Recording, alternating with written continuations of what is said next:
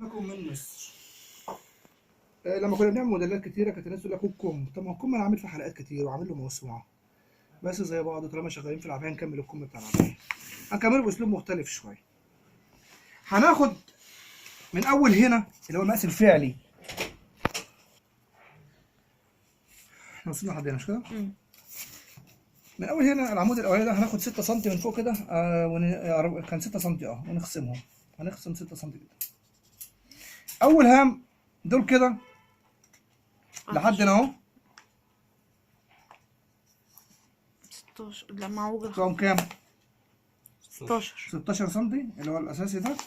طيب يبقى كده راس الكم عندي كام؟ 16. هاجي كده وانا اعمل جزء واحط 16 سم من اول فوق. ادي علامه وادي 16 سم. طول الكم وليكن 60. احط ال 60 سم بتاعتنا ويبقى معايا الخطوط الرئيسيه بتاعتنا. دي مسطره شفافه.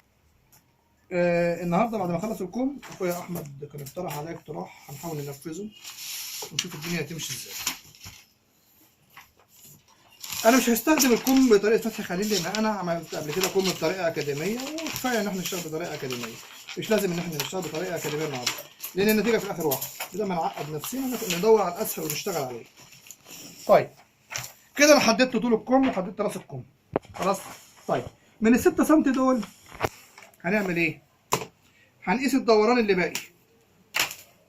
هنقيس الدوران ده كده اللي باقي. احنا على فكره في الظهر عشان ما حدش يقول هو كان شغال في ايه.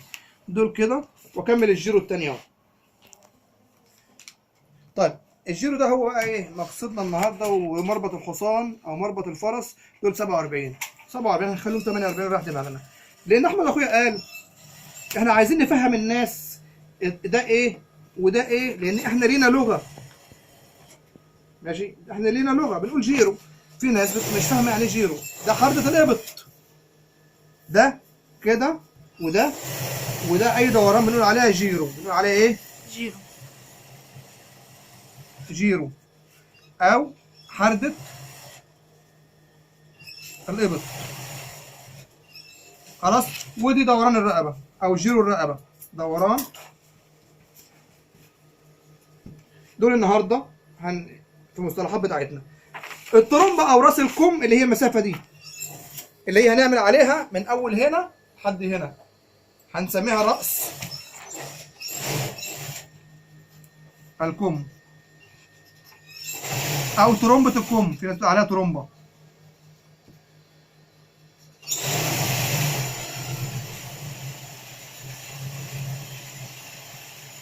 راس الكم او ترومبه الكم. وطول الكم ده شيء طبيعي. دوران الذراع اللي هو ده اقصى منطقه المحيط. طيب احنا دلوقتي هنطلعه بطريقه ثانيه مختلفه تماما عن اللي احنا اتعودنا عليه. احنا خدنا هنا 6 وخدنا الدوران ده قسناه لحد ال6 وكملنا على ده. طلع معايا كام؟ 46 ونص. قلنا خليها 47 ونص. 47 قلنا خليها 48. 48 نصهم كام؟ 24. نحط كده 24.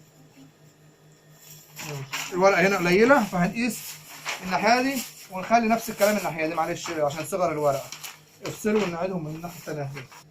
انت نزلت 6 سم دول هنلغيهم بعد كده احسن. هنلغيهم من حساباتنا خالص وناخد الباقي. طلع معايا 16 خدت على راس الكم. تمام. بعد كده منهم برضه باخد دوران الجيرو ده ودوران الجيرو ده واقسمه على الاثنين. ايوه اللي هو هيدينا محيط الكم كله. فانا بقسمه على الاثنين ليه؟ لان الورقه مجوز. ماشي. جابت معانا 24 زي ما قلنا احنا زودنا او 23 ونص اللي يريحك. هي جايب معانا هنا جايب على 23 ونص مش كده؟ فهنخليها 24 ما فرقتش. خليها 24 ما فرقتش. اللي هم كده 24 و24 المقابل ليهم يبقى 48. برجع كده سنتي وهنا برضه نفس الحكايه باخد سنتي واجيب الاثنين على بعض. بقسم الاثنين دي كده، بقسمها تاني كده، بقسمها تاني كده، بطلع 2 سم لفوق، بنزل سم لتحت او 2 سم برضه اهي. وبعد كده بجيب دي كده اهو. ماشي اهي واخده دي اهي. تمام. برضه نفس الحكايه هنا اهو.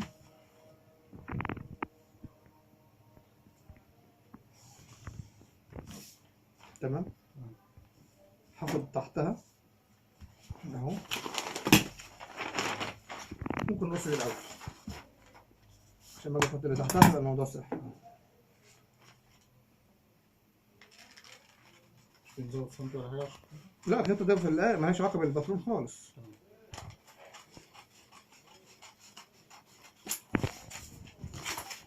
خلاص.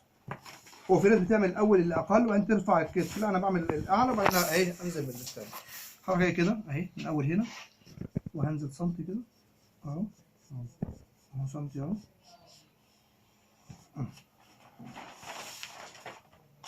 من هنا باخد وسع الكم اللي أنا عايزه. فإحنا هنعمل إيه بقى؟ هنشتغل على الكم ده بالمرة ونعمل موديل. خلاص. هنعمل موديل بتاع العباية ده اهي. هنقول ان دول كام؟ حدود 7 سم مثلا او 10 ودول 10 او دول 7 ودول 12 نريح اهو. فهنخلي دي 7 ونعمل علامة 7 اهي. الجزء التحتاني 7 7 وبعد كده 10. طبعا هي ارتجالي مش ملهاش قواعد، انت بتعملها زي ما انت عايز. ماشي اهو. هاجي هنا كده واخد مثلا ايه 15 سم او 16 سم كده، خليها 15 وهنزل من ده عليها اهو. وبعد كده اشوف الوسع اللي انا هشتغل عليه اهو زي ما انا عايز برضه، ملوش قاعده. طبعا في بوزه هنا اهي هنزل بيها في حدود 5 سم مثلا كده.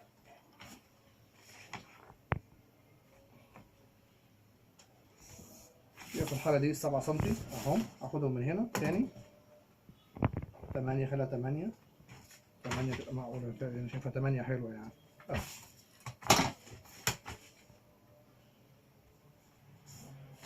انا كده نفذت الكم ده في نفس الوقت اهو.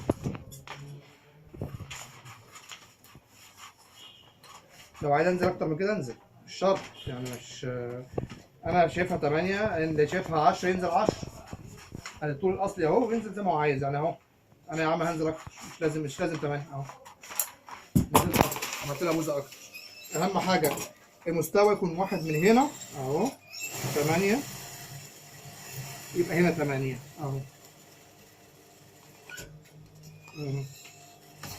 المستوى يكون ماشي ايه مظبوط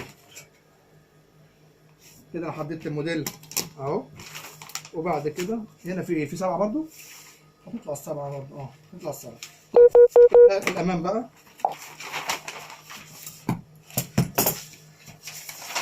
معلش هنا في حاجه هنظبط بس الترومبه شويه، شكلها مش متظبط بالنسبه لي يعني. انا كده وانا جيت اقص حسيتها مش متظبط اهو. بتبقى هنا بقى السنس بتاعك بقى وانت شغال اهو. بس كده انا حسيتها اكتر.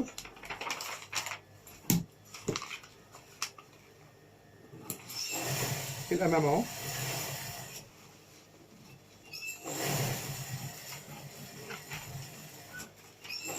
على فكره اللي معاك كتاب العبايه هيلاقي ان هو ده اول كوم اتعمل في كتاب العبايه. احنا شغالين عليه بس مش شغالين او مش شغالين الموديل كامل. عايزين نعمل موديل كامل ممكن نعمله ماشي، ممكن في حلقه ثانيه بقى. احنا خلينا في الكوم. ادي الامام بيبقى اقل من الخلف بسم. خلاص. ادي يا عم احمد الجزء الاولاني خط مستقيم فوق اهو. ادي القصه. نتفرج على الكتاب ونتفرج على اهو اهو اهو. وادي الكتاب. انا نفسي شغالين وسط فتحي خليل، طريقه فتحي خليل. انا ما بحطش حاجه من دماغي، ما بستوحيش افكار من دماغي. خلاص. الموديل ده لو احنا عايزينه ماشي انا هرسمه بس مش هشتغله عشان اخويا احمد عايز هنرسم هنرسم القصه الداخليه والقصه اللي تحتيها. القصه اللي تحتيها هنقول ان هي بموازيه للصدر اللي هي نقطه الصدر اللي ده. خلاص. يبقى هنيجي نعمل الاتي. هنحدد مع بعضينا المسافه دي قد ايه من هنا للكتف. هي في نص الكتف عموما، فهنيجي في نص الكتف كده ونحط علامه اللي هي كام. الكتف كام؟ 16 ادي 8 وهنزل منهم بخط كده اهو ولا خط خط مائل؟ خط مائل. لا، ما على طول في ماي. طيب اهو على طول عدل. اه. عدل. طالما الله رشا قالت عدل يبقى عدل. مش هقدر ازعل الله رشا. ادي بوز البنسة هنحطه هنا اهو. اهو خلاص اهو. فايه كام؟ 7 سم برضك مثلا؟ تقريبا. ادي 7 سم فوق بوز البنسة. يبقى ده اول واحد اهو بميلان. بعد كده من اول نص الجيرو التاني نخليها برضو ايه 7 و7 كده زيها عشان يبقى ايه الشغل مظبوط اهو. يبقى كله ميه واحده اهو. يبقى ده اول قصه. طبعا اهو القصه اهي دي اللي هي ايه اللي جايه دي. في شريط هنا ده تركيب خارجي، يعني اللي عايز يركبه ده تركيب خارجي مالناش دعوه. يركب قماش تاني. الخط الاحمر فين؟ القلم الاحمر. ودي قصه لوحديها اللي هي اهي اهي.